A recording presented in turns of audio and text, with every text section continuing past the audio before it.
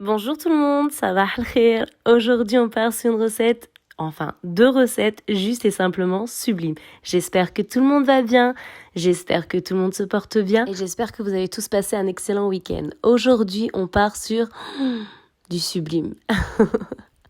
Il va nous falloir les ingrédients, les condiments suivants. 2 verres de semoule extra fine, 1 verre d'eau du robinet à température ambiante, 1 verre de lait dans un premier temps, j'insiste, un jaune d'œuf préalablement au cellophane pour pas avoir de peau qui se dessine au-dessus.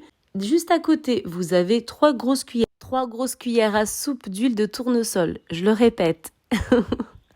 Une cuillère à soupe de levure boulangère, une cuillère à soupe de sucre semoule, bien sûr et bien évidemment, il y aura une pincée de sel, le blanc d'œuf ici, juste à côté. La recette est sublime, la recette est facile, la recette est juste oui, al dente.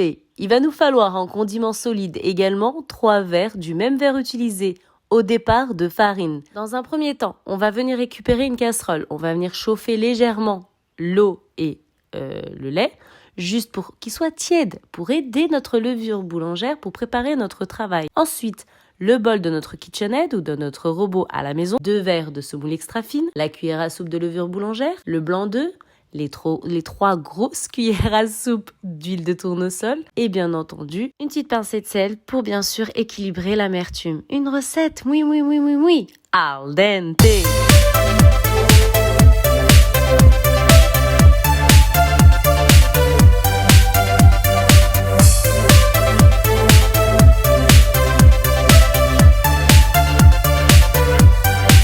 On a bien mélangé dans un premier temps avec la semoule fine, nos 2 verres, à 4 au niveau du robot, du KitchenAid. Ensuite, on est venu y ajouter notre pincée de sel, nos 3 verres de farine préalablement bien tamisés, encore 5 minutes au niveau 4 au KitchenAid, au robot. On a cellophané notre pâte. Au bout de 20 minutes, regardez, ça gonfle. Un dôme look.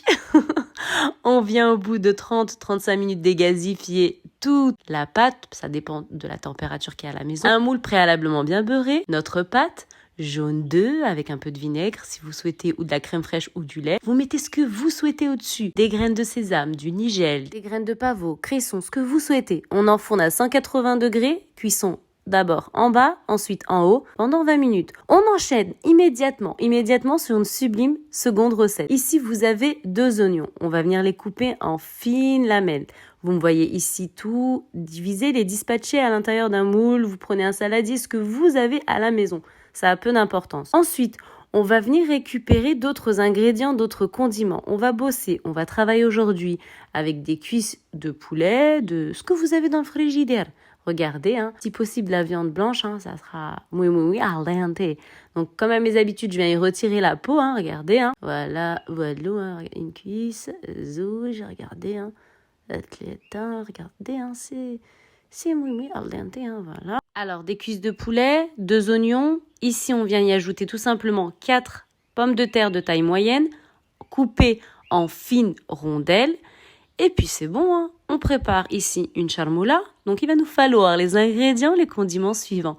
Une cuillère à soupe de mayonnaise, une cuillère à soupe de ketchup curry, une cuillère à soupe ici de tomate ketchup, barbecue, une cuillère à soupe de sauce tomate. On va venir y ajouter 1 verre à thé d'eau du robinet. Pourquoi? Parce qu'il y a des pommes de terre. Cuisson en papillote, on peut mettre de l'eau. On va tout mélanger. On n'oublie pas bien sûr une pincée de sel, un peu de poivre gris, bien entendu persil et coriandre, les ingrédients de base. Et bien entendu, on va venir mettre dans un premier temps les rondelles de pommes de terre, on va les imprégner de cette charmoula, les cuisses de poulet et tout simplement, on va venir prendre un moule. Premier étage, les oignons. Second étage, les pommes de terre. 3e étage et ultime étage, les cuisses de poulet. On viendra badigeonner à la fin nos cuisses de poulet de ketchup. Vous allez tout voir. Regardez les épices ici, je ne vous l'ai pas cité.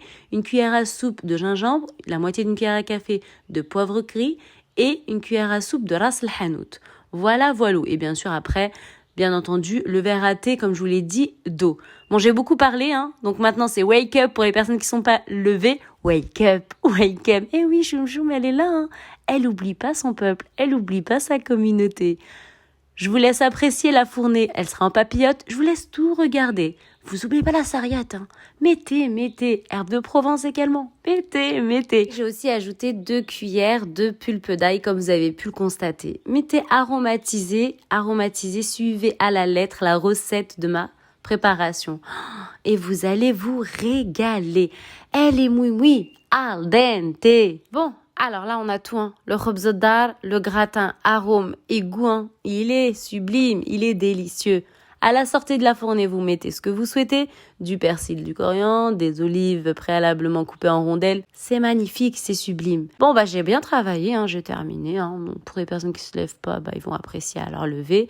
Puis pour les autres, s'ils sont en cours de wake up, je vous souhaite à tous une belle et agréable journée. Et je vous donne rendez-vous, bien sûr, prochainement pour une recette sublime. Salut!